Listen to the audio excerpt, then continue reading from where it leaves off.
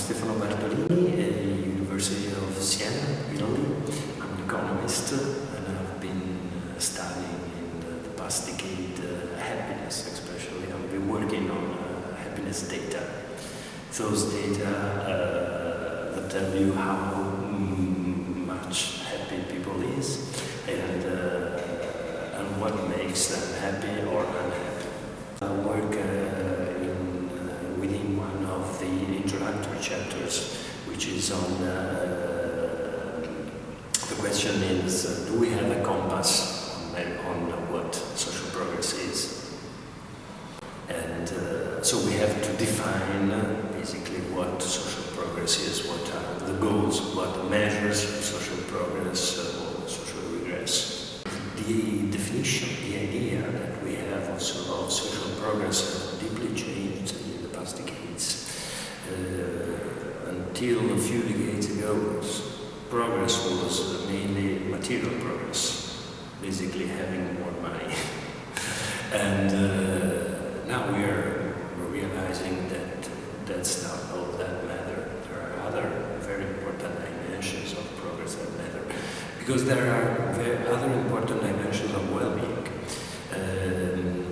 The studies on well-being show that the most important thing in creating people's happiness is the quality of their personal, intimate or social relationships, and that matters more than their economic or material affluence.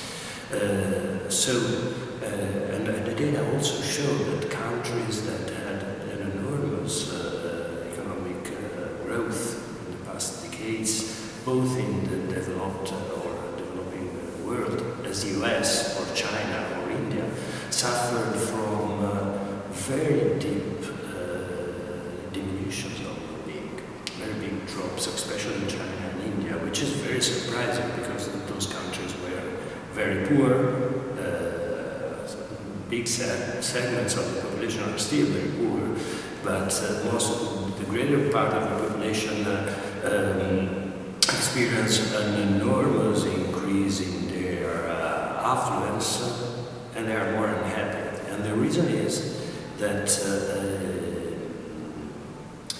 the quality of social relationship worsened dramatically, both in the US, China, and also in India.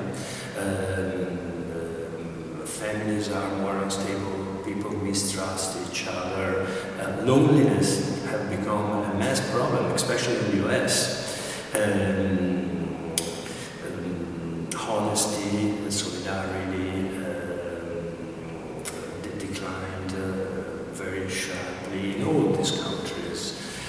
Social engagement, civic participation, all these measures show sharp declines, and this is the reason why well-being declined in this country. So the message of all these examples is that what is important is not economic growth, but the social quality of economic growth.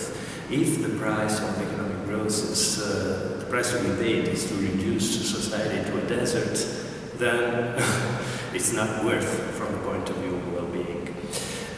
So we should pay more attention to social and relational dimensions of well-being, more attention than it is currently paid by our social and economic organization, which pays no attention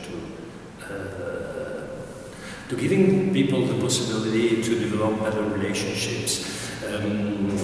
This is true in many fields in many spheres of social life, beginning with the way cities are organized. Cities have become a center of aggregation just as far production and consumption is concerned.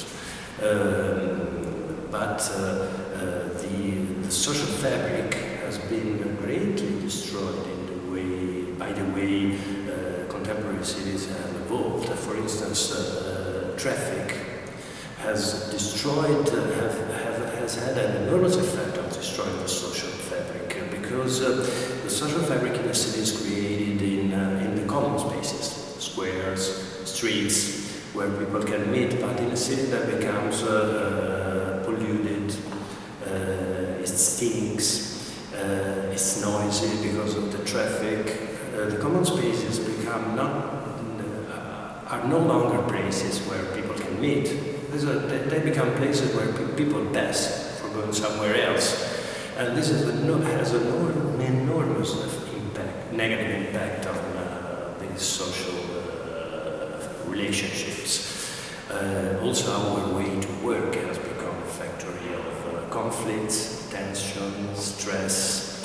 We need to find different ways to work, to organize our cities, or also our healthcare system is a factory of distress. And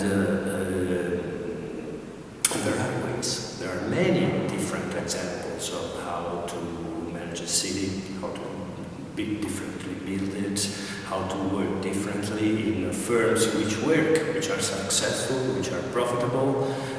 These are the examples that have to be developed in order to create more well-being, which is the true meaning of progress. Progress just means to make people feel better.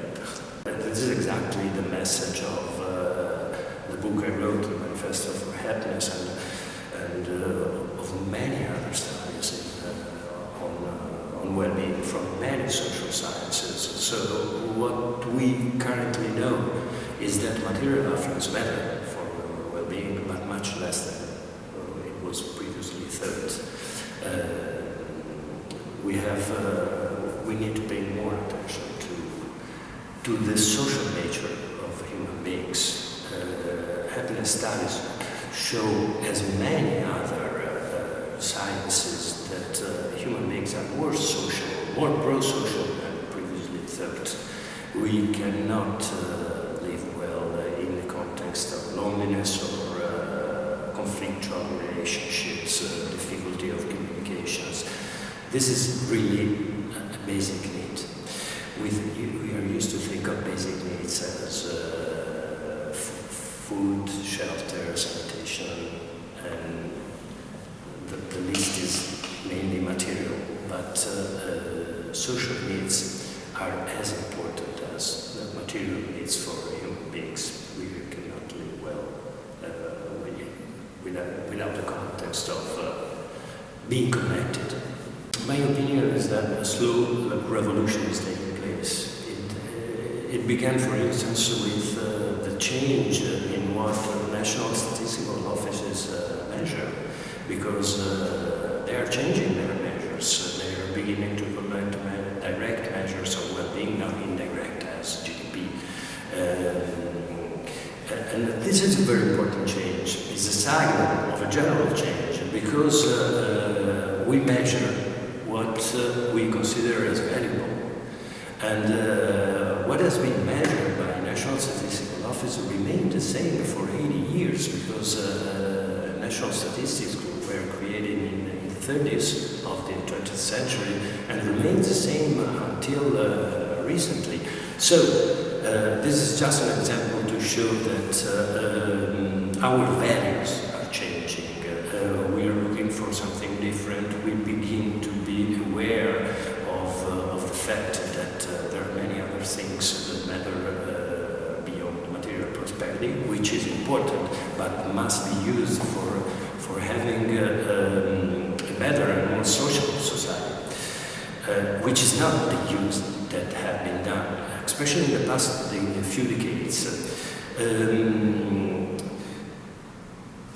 There's a delay of politics and policies in absorbing these changes, but it's a slow process, and it will change, because what people want, what people really demand now is quality of life, and quality of life basically means more well-being, and more well-being basically means better social and intimate relationships. So I think the demand by people for this change is very strong, and it will arrive to politics before or later. Currently, Western political systems are heritage of the Cold War, but these new needs will take place and will lead to profound transformation of